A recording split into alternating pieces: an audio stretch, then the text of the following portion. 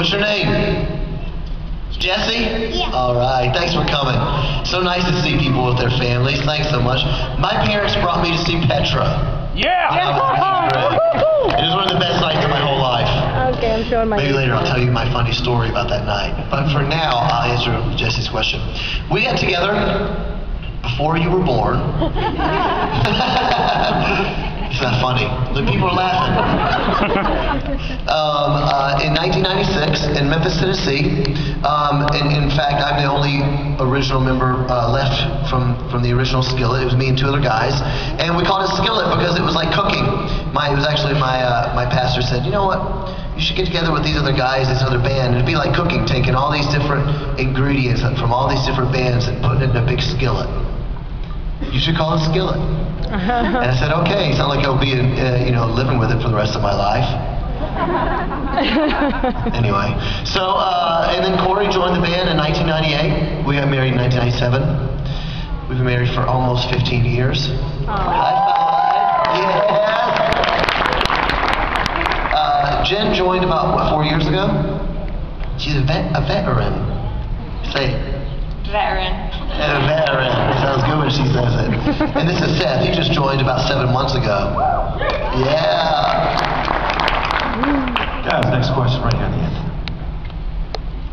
The industry that you're in is known for excess. How have you all as a band been able to stay away from that? And has it always tested your faith or just made your faith stronger? I think she said the industry has been known for excess, rock and sex, drugs, and rock and roll. Yeah. And, how have you all managed to not get all caught up in that? I mean. Yeah. Okay. Let's see. So many good answers. So many good answers. I think for us, those things those decisions were made before we started Skillet, I wanted to play music for an opportunity to share my faith in God. Music affected me so greatly when I was growing up that I thought this would be a great chance to do what I love doing, which is play music, and I'm passionate about that, but also to share my faith. And so in that, that walk with God and discipleship, I guess what I'm saying is those things were already dealt with before we started this thing. But there are several practical things of Skillet that are really, I think, important, which is the fact that we all are accountable to each other. I guess they're just practical life things, We talk about stuff. We're open with each other about that. It's also like a family. Of course, Corey and I literally are a family, and we have our kids on the road. But all of us together, it's kind of like a touring thing. We kind of feel like we're going into battle, going into battle, and that's kind of what we do. So those things have not really ever been that much of a challenge, that I can think of really to us. Even though there are times when, especially on mainstream tours, that things can get really, really crazy.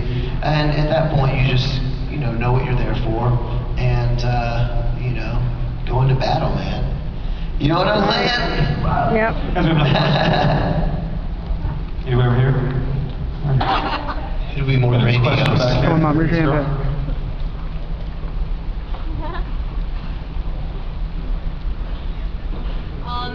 At what age were you exposed to music?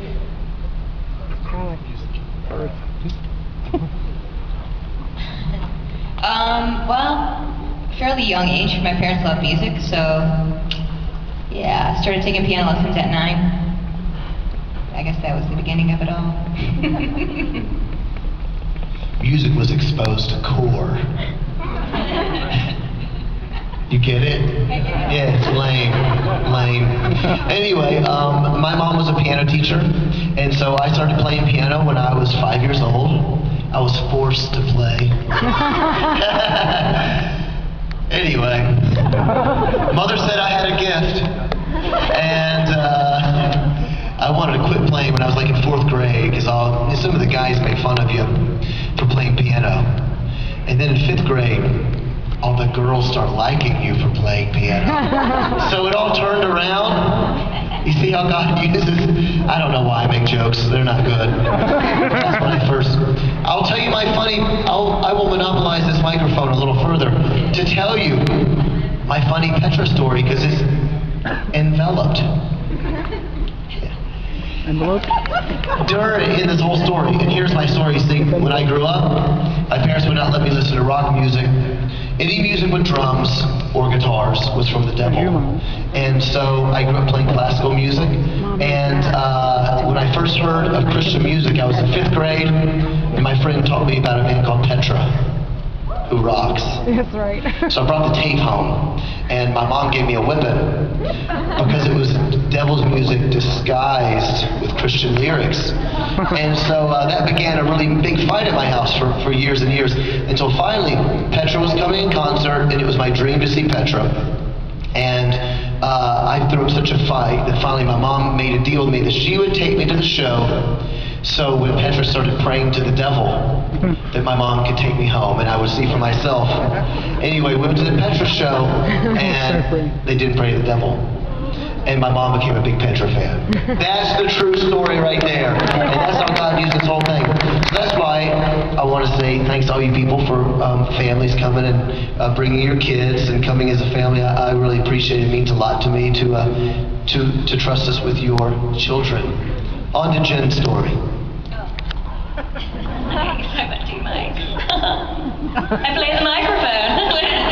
I don't want two of these. I started taking piano lessons when I was 7, and I hated it. I didn't know that. Yeah. I quit, like, maybe, my mom made me do it for a year, but I hated it. It was so boring. And then I started playing drums when I was 13, but both my brothers were musicians and they were older than me, so I always tried to impress them and like copy them on whatever they did. So from a young age, I was always trying to be cool and play guitar, even though I didn't know what I was doing and stuff like that. But I always thought it was awesome.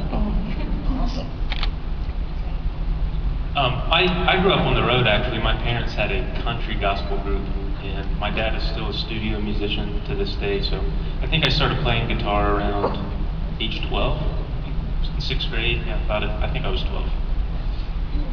Took a carpenter from Nazareth now. To make our house a home. Hello! Yeah, here you go, right here in the middle. Oh, it's your hand. Put it up. We got a couple questions here. You suck. I don't get that birthday What's the shout out. weirdest thing I'll that's stab ever you in happened the to you ear. on stage?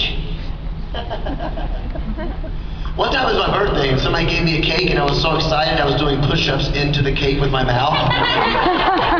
Yeah, I don't know why. That's not the weirdest, that's just, Weird. that happens a lot. I gave myself a bloody nose 2 tours ago or so. Just smacked myself in the face. My nose was bleeding everywhere. This guy had to come and clean me up with a towel. He was like wiping it off my face. So I did get tissues and plug my nose and carry on playing with tissue. Ladylike, right? I'm awesome. That's funny. Anything weird? I kneeled into a light once and I got 2nd-degree burns on my leg. It was awesome. I just had a bunch of embarrassing stuff happen, nothing weird. They're pretty awesome. Picking up the wrong guitar, falling on my butt at creation. Yeah, I fall all the time, it's kind of my thing. Yeah, I'm trying to think. Crazy stuff happens up here, and you just keep playing. Just have your hand like halfway up the whole time. What's your most memorable city to play in?